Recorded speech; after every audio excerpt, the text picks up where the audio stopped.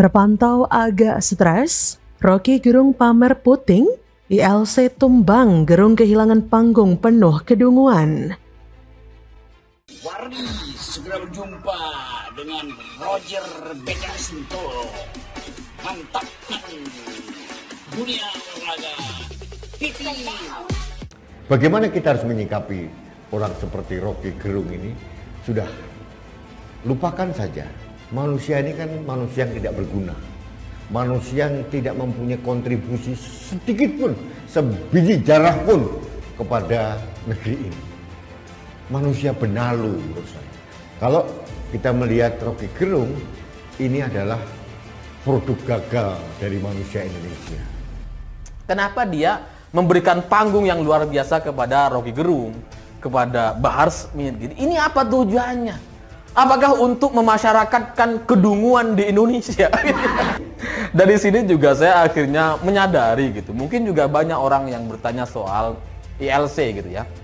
Kenapa ILC dibubarkan sama pemerintah? Itu kan isunya, itu kan fitnahannya gitu ya. Padahal ILC itu bubar ya karena soal ini gitu, soal kualitas dan pertanyaan-pertanyaan seorang Karni Ilyas.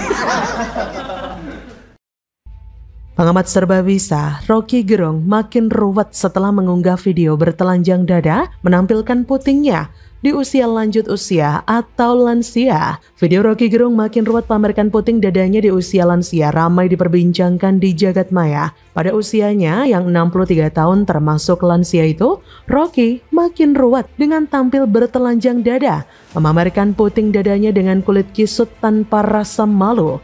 Netizen bertanya-tanya dengan komentar yang didominasi nada miring seketika menyambar. Udah tua, gak tahu malu, ungkap seorang netizen. Netizen lain pun ikut memberikan komentar. Ini toh yang bilang Indonesia tidak baik-baik saja, kayaknya dia yang tidak baik-baik, makin ruwet. Bahkan netizen dengan nama akun @tukang_roso_ juga memberikan komentar. Menurutnya, Roky Gerung menjadi kompresor sudah nggak laku. Jadi pengamat politik seperti orang ODGJ, Tukang Rosok pun memberikan usulan untuk alih profesi saja menjadi petinju. Siapa tahu jadi pejantan tangguh.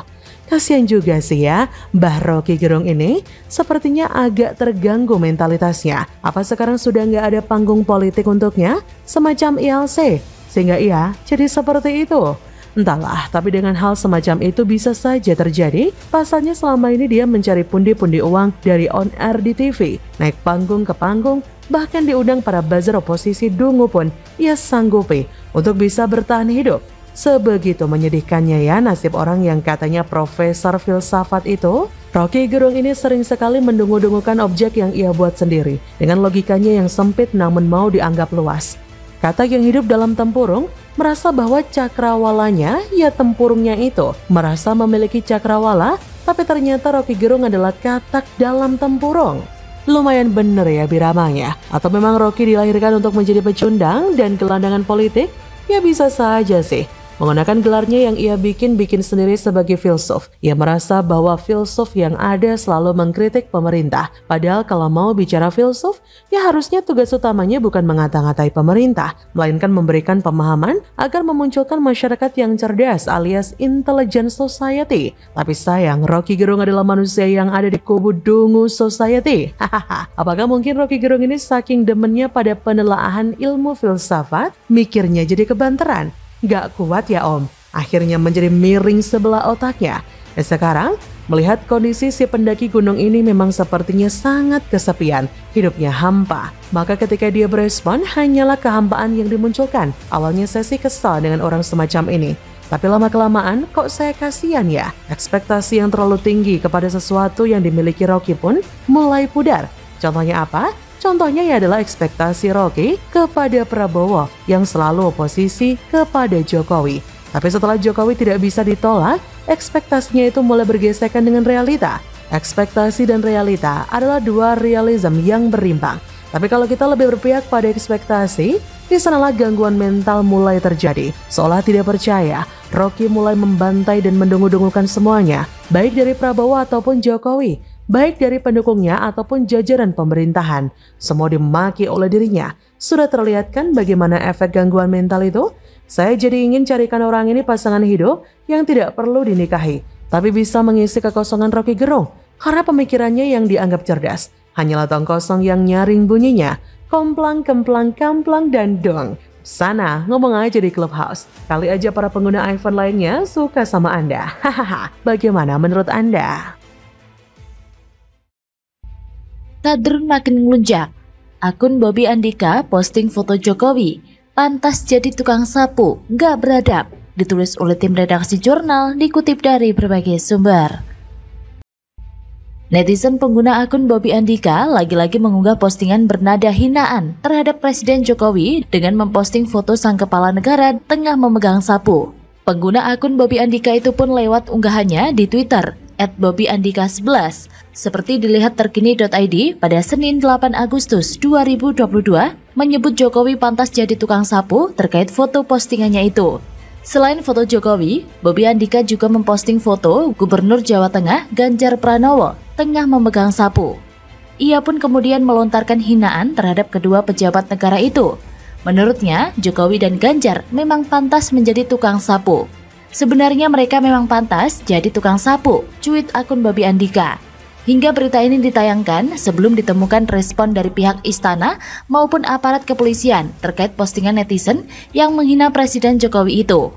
Pada unggahan sebelumnya, pemilik akun Bobby Andika itu pun juga mengunggah postingan bernada ejekan terhadap Presiden Jokowi. Dalam unggahannya itu, netizen tersebut terlihat membagikan foto tangkapan layar pencarian gambar di halaman Google. Dilihat dari foto tangkapan layar pencarian gambar di Google itu, tampak akun Bobby Andika mengetik kalimat monyet cukur rambut. Hasilnya, menurut Bobby Andika, mesin pencarian gambar Google dengan kalimat itu memperlihatkan foto Presiden Jokowi tengah dicukur. Terkait unggahannya itu, ia pun menyentil akun media sosial Kusnul Khotimah dan Putri Aalona yang dikenal merupakan pendukung Presiden Jokowi. Menurutnya, buzzer Jokowi tersebut pasti nggak akan percaya. Sungguh miris, skenario kadrun yang masif menghina Presiden Jokowi. Namun menariknya nih, saya tidak pernah mendengar Presiden Jokowi kemudian mengatakan beliau merasa terhina dan akan mempolisikan pelakunya. Yang ada kadang orang lain, masyarakat, sebuah kelompok atau lembaga yang kemudian mempolisikan pelakunya. Atau di media sosial, para netizen ramai-ramai memviralkan dengan mengetek akun resmi dari pihak kepolisian. Artinya apa? Tanpa orangnya yang melaporkan, masyarakat juga aktif mengawasi dan melaporkan jika ada yang menghina kepala negara kita. Artinya, rakyat juga memperhatikan presidennya tanpa diminta. Hal itu tumbuh karena rasa hormat, tanpa paksaan karena kesadaran diri. Bahwa seiring hinaan mencecarnya, di saat itulah Presiden Jokowi semakin sibuk membangun bangsanya. Karena bangsa yang besar butuh dibangun dengan tumpukan jerih payah, bukan tumpukan ludah. Fenomena ngadrun memang aneh tapi nyata. Sudah melakukan penghinaan kepada Presiden Jokowi, sekaligus mendiskreditkan martabat manusia, seperti Jokodok dan bahkan Antek PKI, tapi sambil tertawa.